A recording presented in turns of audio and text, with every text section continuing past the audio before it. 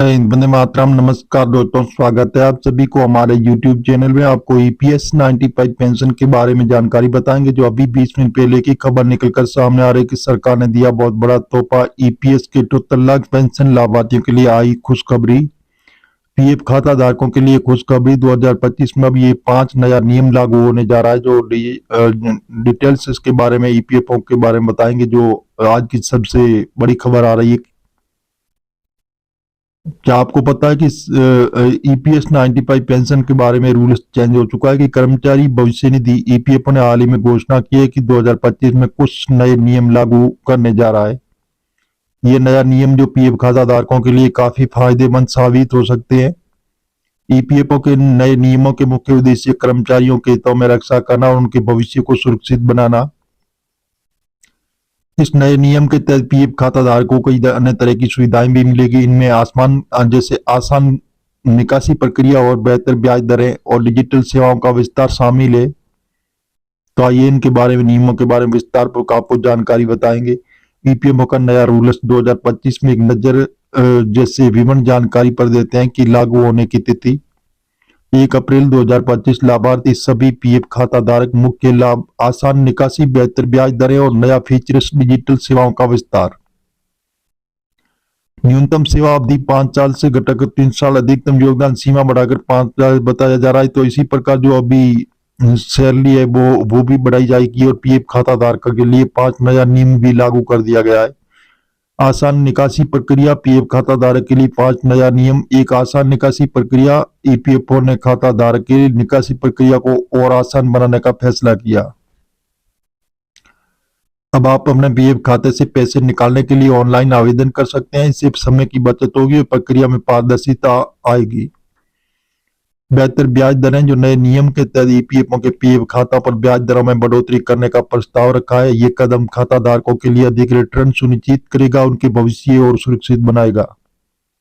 क्या आपको पता है कि इस प्रकार जो ईपीएस 95 पेंशन धारकों के लिए बहुत बड़ी खुशखबरी आ रही है कि डिजिटल सेवाओं का विस्तार। जो ईपीएफओ ने अपनी डिजिटल सेवाओं का विस्तार करेगा। इसमें मोबाइल ऐप के माध्यम से खाता प्रबंधन, यूपीआई से योगदान और एआई आधारित ग्राहक सहायता में शामिल होगी। और एरियर जल्दी मिलेगा। सरकार के प्रस्ताव को दी मंजूरी। न्यूनतम सेवा अवधि में कमी: वर्तमान में पीएफ खाते से पूरी राशि निकालने के लिए कम से कम 5 साल की सेवा अवधि आवश्यक है। नए नियमों के तहत ये अवधि घटाकर 3 साल कर दी गई।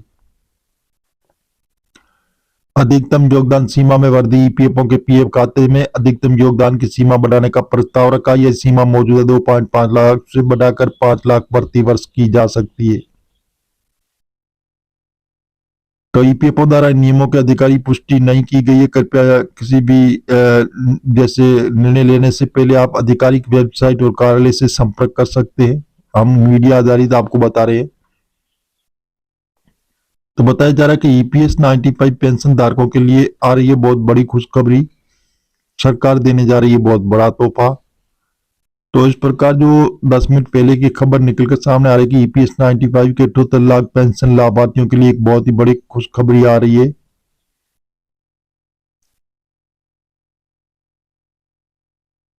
जैसे सरकार ने बजट में ईपीएफओ पेंशन धारकों के लिए एक बड़ी राहत देने का ऐलान किया गया है कि इसी नए अपडेट के अनुसार न्यूनतम पेंशन काफी वृद्धि की जाएगी।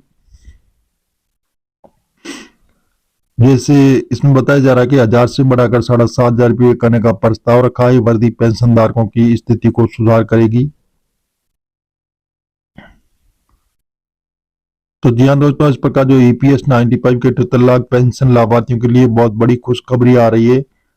सरकार ने 1 फरवरी 2025 के बजट ईपीएफओ पेंशन धारकों के लिए एक बड़ी राहत का ऐलान है कि इस अपडेट के अनुसार न्यूनतम पेंशन राशि में काफी वृद्धि की जाएगी, जो लाखों पेंशन धारकों के जीवन में सुधार लाएगी। ये कदम विशेष रूप से ईपीएस 95 पेंशन धारकों के लिए जो लंबे समय से पेंशन बढ़ोतरी की मांग कर रहे थे।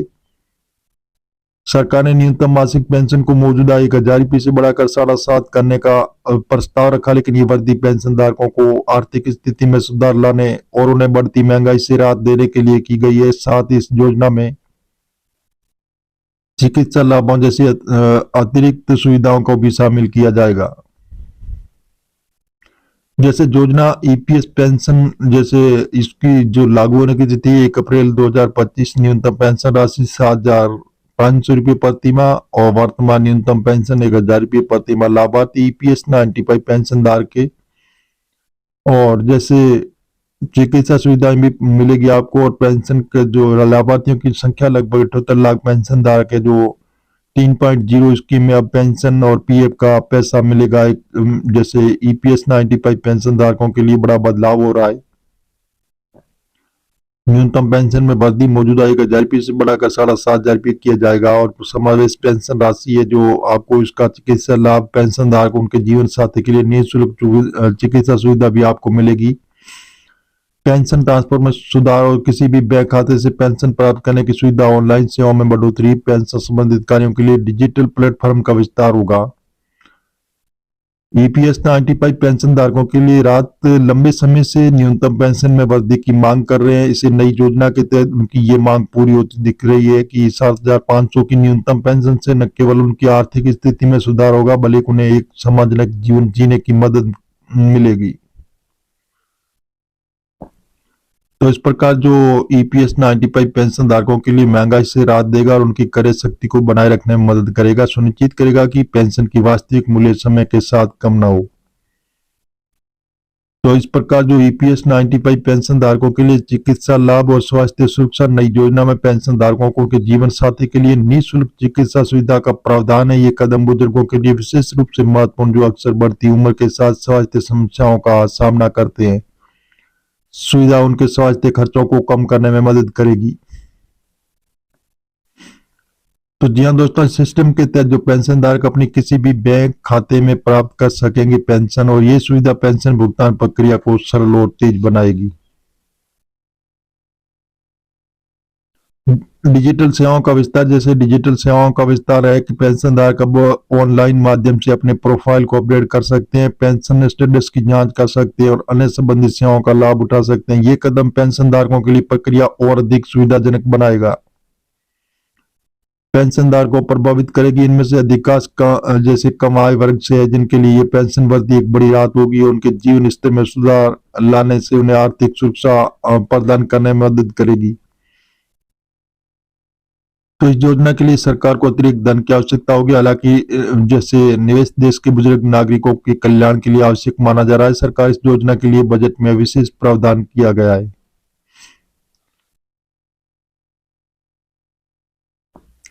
पेंशन में ये वृद्धि न केवल पेंशन धारकों के जीवन में सुधार आएगी, बल्कि इससे अर्थव्यवस्था को भी गति मिलने की उम्मीद है। बढ़ी हुई पेंशन से पेंशन धारकों की क्रय शक्ति बढ़ेगी, जिससे बाजार में मांग बढ़ेगी तो अर्थव्यवस्था का प्रोत्साहन मिलेगा। और जैसे कार्यान्वयन और समय सीमा, जो बताया जा रहा है कि नई योजना 1 अप्रैल 2025 में लागू होगी। ईपीएफओ ने इसके सुचारू कार्यान्वयन के लिए विस्तृत दिशा निर्देश जारी किए गए।